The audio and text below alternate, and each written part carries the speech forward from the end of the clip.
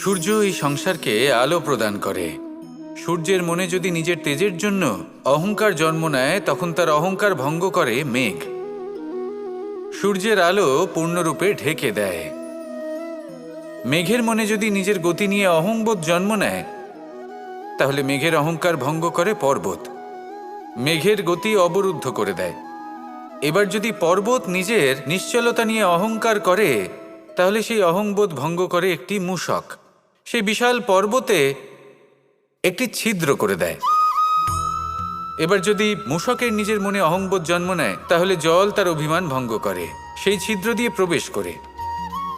আর যদি জলের মনে অহংবোধ জন্ম নেয়, তখন মানুষ বাঁধ নির্মাণ করে তার গতিপথ রুদ্ধ করে, জলের অহংকার ভঙ্গ করে। আর যদি মানুষের মনে অহংকার জন্ম নেয়, তখন সূর্য নিজের তাপ দ্বারা মানুষের অহংকার ভঙ্গ করে। এই সংসারে অহংকার প্রদর্শন করার কোনো প্রয়োজন নেই। আমাদের সবার মধ্যেই কিছু বিশেষ গুণ আছে, আর সবার মধ্যে কোনো না কোনো দোষও আছে। এই প্রকৃতি আমাদের কি শিক্ষা দেয়?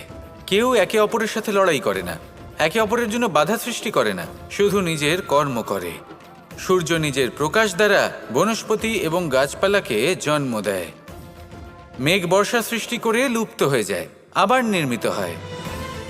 পর্বতের সেই নিশ্চলতা সেই বর্ষাকে একটা দিশা প্রদান করে, আর তারপরে তা ধারা হয়ে প্রবাহিত হয়ে যায়। এইসব কি?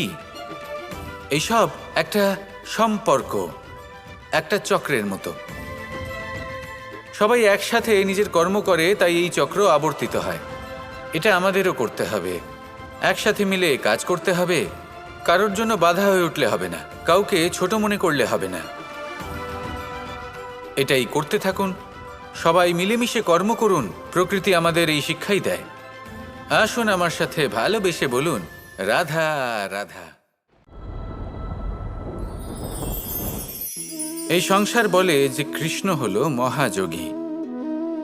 কেউ বলে যে কৃষ্ণ হলো সাংখ্যযোগের প্রবর্তক, কেউ বলে ভক্তিযোগের, কেউ বলে জ্ঞান যোগের, কেউ কেউ এটা মনে করেন যে অষ্টাঙ্গ যোগের প্রভু হলাম আমি। কিন্তু এই যোগ আসলে কি? যোগ বিষয়টাকে বোঝা খুব একটা কঠিন নয়, কিন্তু সেই যোগকে নিজের যাপনের অংশ করে তোলা হলো অত্যন্ত কঠিন, আর তার জন্য প্রয়োজন অভ্যাস। যোগ শব্দটার অর্থ হলো যুক্ত করা, আর এটা আমি ছোটবেলায় শিখেছিলাম। যখন আমার মাখন খেতে ইচ্ছে করত, আর মা মাখনের সেই হাঁড়িটা ওপরে টাঙিয়ে রাখতেন, তখন আমরা ভাবতাম যে অত দূরে পৌঁছবো কি করে। তখন আমরা যোগের বিষয়ে জানতে পারলাম, আর তখন জানতে পারলাম যে সবথেকে গুরুত্বপূর্ণ যোগ আসলে কি? সহযোগিতা, সাহায্য। আমরা সব সখারা একসাথে জড়ো হতাম, একে অপরের পিঠের ওপর উঠে দাঁড়াতাম, আর তারপর আমরা ওই মাখনের হাঁড়ির কাছে পৌঁছতে পারতাম, আর তারপর আমরা সবাই মিলে সেই মাখন ভাগ করে খেতাম। সহযোগিতা, এটা অত্যন্ত গুরুত্বপূর্ণ। পাণ্ডবরাও মহাভারতে এটাই করেছিলেন। ওনাদের সাথেও কেউ ছিল না। একে অপরকে সাহায্য করে ওনারা অনেক বীরদের একত্রিত করেছিলেন। তারপর অবশেষে মহাভারতের এই মহাযুদ্ধে ওনারা জয়লাভ করেছিলেন। রামায়ণে রাম এবং লক্ষ্মণের সাথে কেউ ছিল না। সহযোগিতার মাধ্যমে ওনারা ভাল্লুক আর বানর সেনাকে একত্রিত করেছিলেন, আর এই সংসারের সব থেকে প্রবল রাক্ষস রাবণকে বধ করেছিলেন। মনে রাখবেন, একসাথে মিলে যদি আপনারা কর্ম করতে শেখেন, তাহলে এই সংসারে এমন কিছুই নেই যেটা আপনি অর্জন করতে পারবেন না। আসুন আমার সাথে ভালোবেসে বলুন, রাধা রাধা।